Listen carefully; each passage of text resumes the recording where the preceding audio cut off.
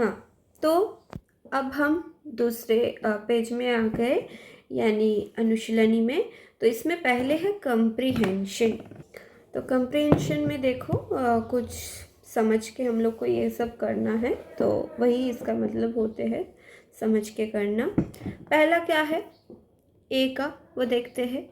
Match the words in कलम ए with correct pictures in कलम B.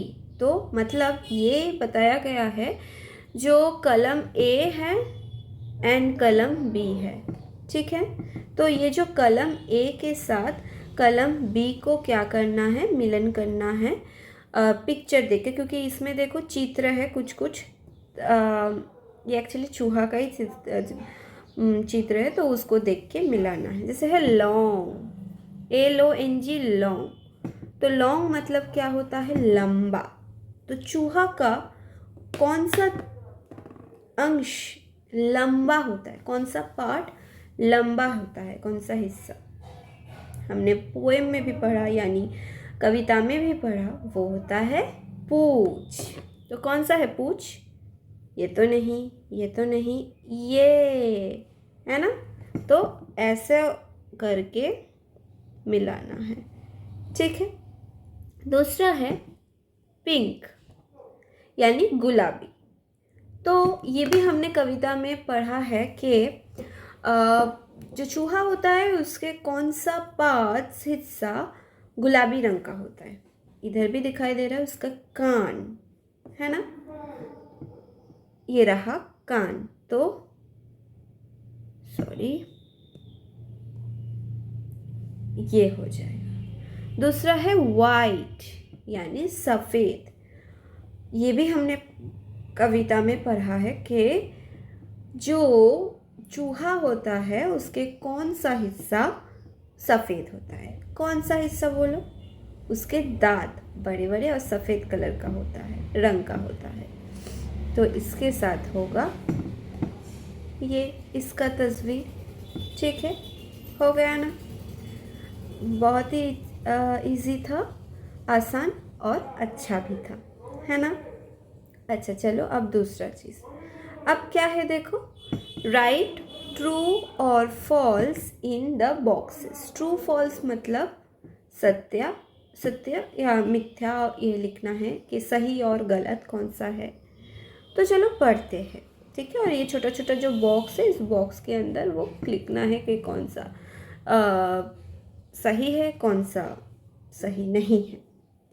Okay, अच्छा।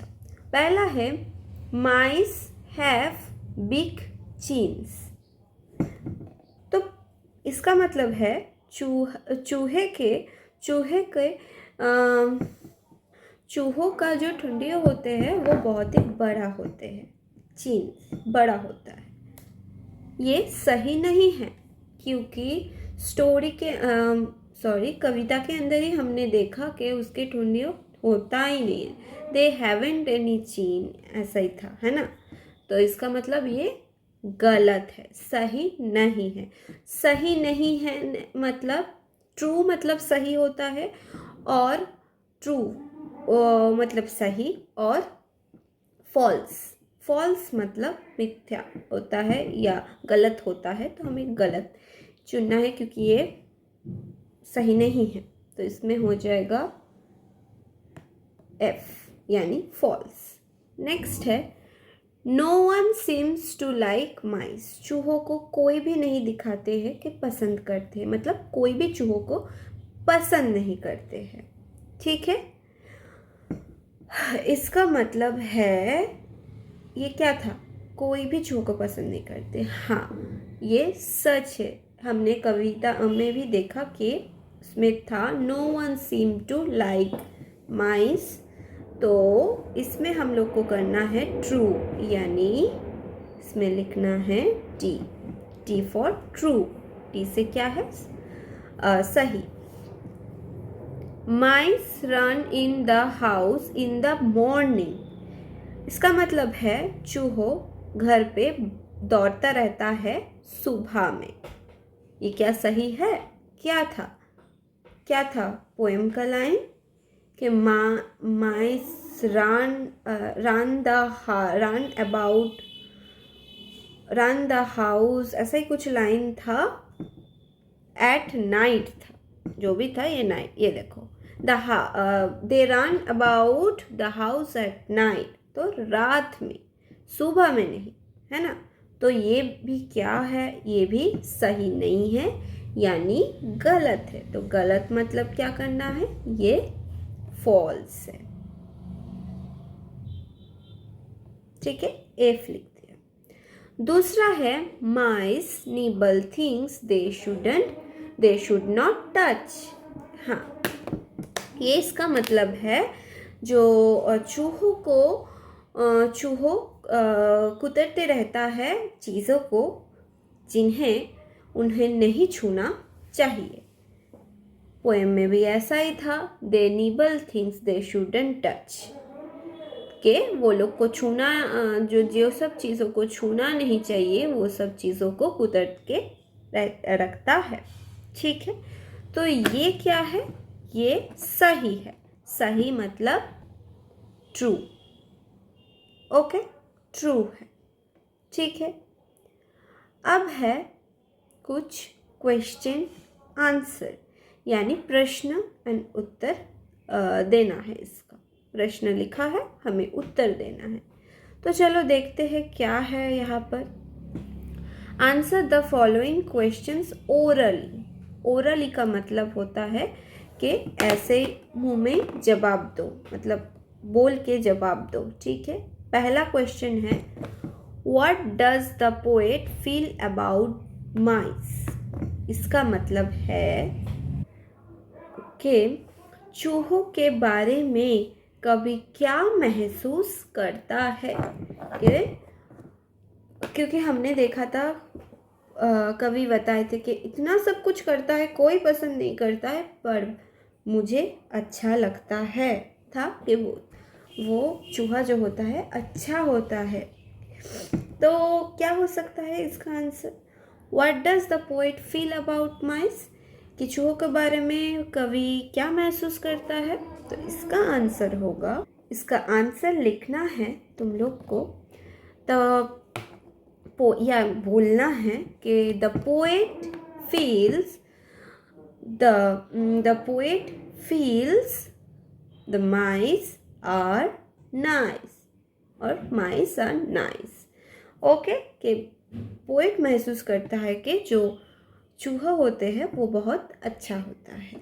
Okay, तो चलो मैं तुम लोग को लिख के दिखाती हूँ. ठीक है, चलो.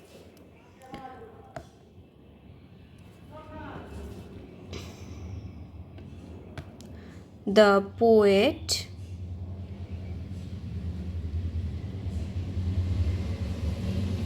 थिंग्स नहीं है, फील्स है, तो मैं भी फील्स लिखती हूँ.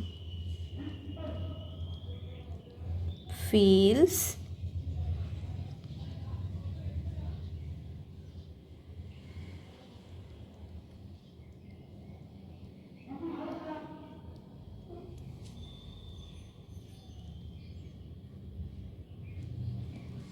माइस are nice.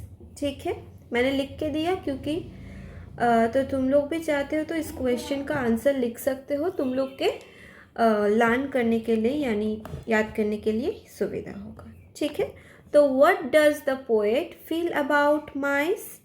The poet feels mice are nice. ठीक है, ओके. नेक्स्ट है, what type of face does a mouse have. इसका मतलब है कि चूहा का फेस कैसा होता है. ठीक, कौन सी तरह के जो चूहा का चेहरा कैसा होता है. ठीक है, तो हमने देखा था, उसमें था कि वे लोग का जो चेहरा होता है छोटा सा होता है. सो इसका आंसर ये होगा कि a mouse has a small face. ठीक है, छोटा होता है, चूहा का चेहरा छोटा होता है. तो मैं आंसर लिख रही हूँ नीचे,